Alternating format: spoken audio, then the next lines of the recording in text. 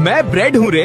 अगर चावल गीले हो गए तो मुझे उसके ऊपर रख डाल, सारी नमी खींचकर चावल को खिला खिला बना दूंगा रे।